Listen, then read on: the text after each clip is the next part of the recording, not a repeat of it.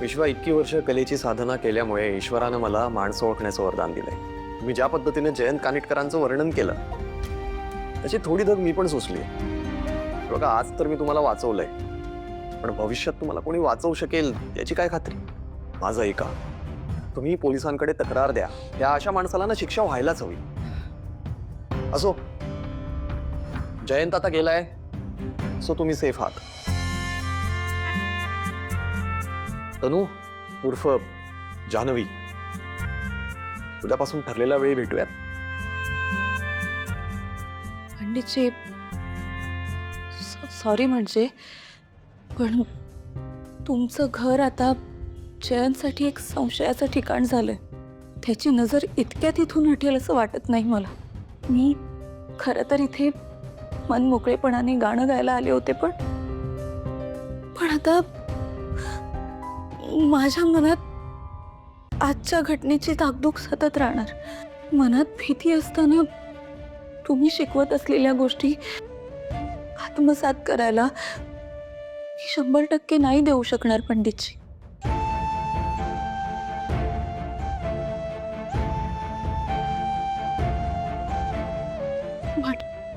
मला मला खरंच माफ करा. तुम्ही तुमच्यासारख्या एवढ्या मोठ्या माणसाकडून शिकण्याची संधी मला मिळाली होती, पण त्या संधीचा सुद्धा फायदा घेता येणार नाहीये मला. तुम्ही मला 26 जानेवारीला गाणं गायची संधी दिलीत, तेव्हाही मी गाऊ शकेन असं नाही वाटत मला. पंडितजी, चुकून जर का जास्त काही बोलून केले असेल तर खरंच खरंच माफ करा, पण यापुढे इथे येणं नाही जमणार मला. पण तुमचे आशीर्वाद सतत माझ्यासोबत राहू द्या.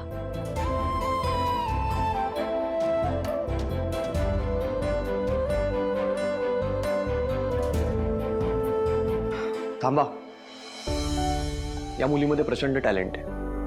तिच्यासाठी एखादा मोठा प्लॅटफॉर्म उपलब्ध करून द्यावा ह्यासाठी मी प्रयत्न करत होतो, आणि ते आता शक्य होईल असं दिसत नाही.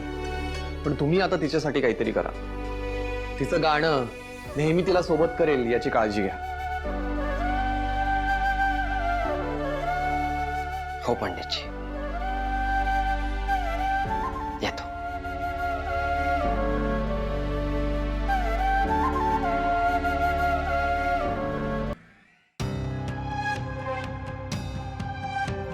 मेला बिला का काय? नाही रे, पिऊन पडला असेल. पागल दिसतोय.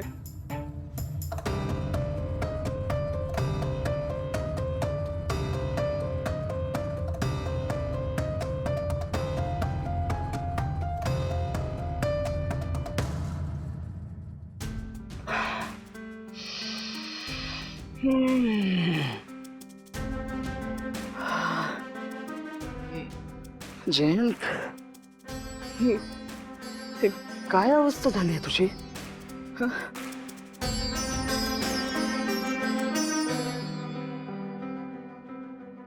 बघतेस ना जानू तू? हा, हे असा कधी झालो मी? हा, म्हणजे काल रात्री मी गाडीतच झोपलो. वा,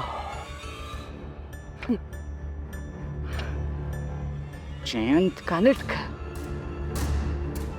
जयंत कानिटकर, ज्याला सगळ्या गोष्टी अगदी परफेक्ट लागतात.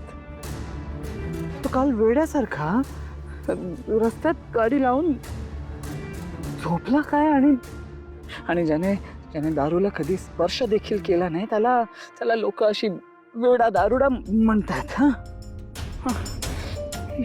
म्हणजे इतकी खालची पातळी गाठली यांनी, इतका लो गेलो आहे. तू हे काय करून बघतेस ना? तू काय केलंस माझ्यासोबत? हे काय केलंस? माझा डाऊनफॉल हा असा चालू राहणार आहे का?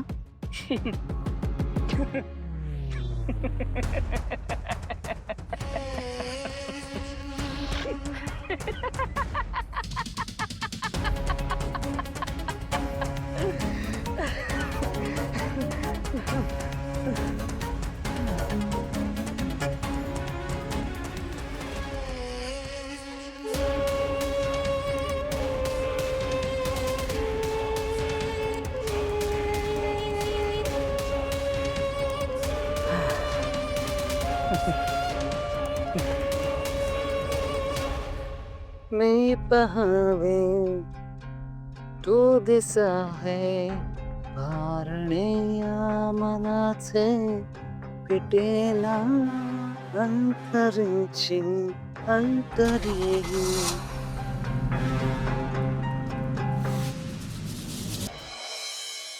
मी कहूँ तू दिसो मनाचे देह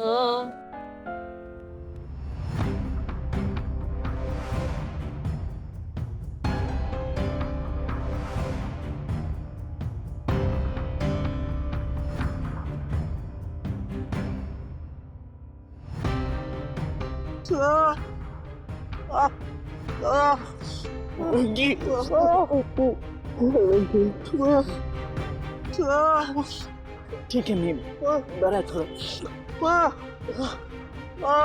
ते एक छोटस ऍक्सिडेंट झालं थोडस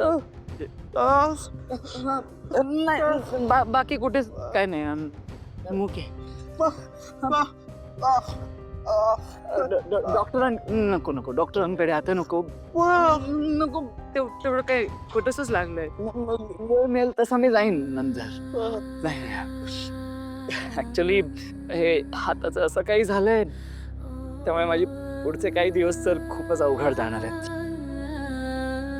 आणि तुझ्यासारखं असं काळजीने विचारणारं कोणीच नाहीये ना माझ्याजवळ तुला माहितीये का मला जेव्हा हे लागलं ना तेव्हा सगळ्यात पहिला विचार माझ्या डोक्यात तुझा झाला तुझी भेट झाली असती तुला भेटलो असतो तर पण काय आता जानू पण नाहीये माझ्या आयुष्यात ती विचारपूस करण्यासाठी नाहीये काळजी घेण्यासाठी नाहीये अशा छोट्या मोठ्या गोष्टी जेव्हा होतात तेव्हा सध्या जवळ कोणीच नसतं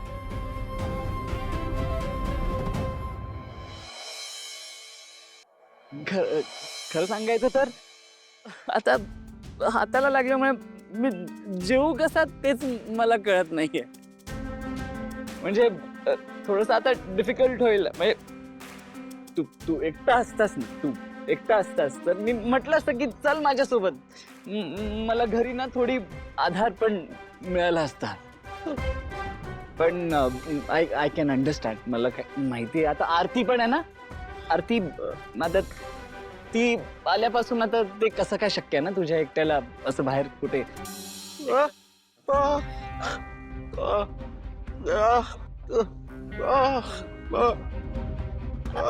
आय नो आपण खूप चांगले मित्र आहोत पण आरती पण एकटी पडेल तू येतोयस तू घरी यायला तयार झालायस थँक्यू मला कळत नाही मी तुला थँक्यू कसं म्हणतो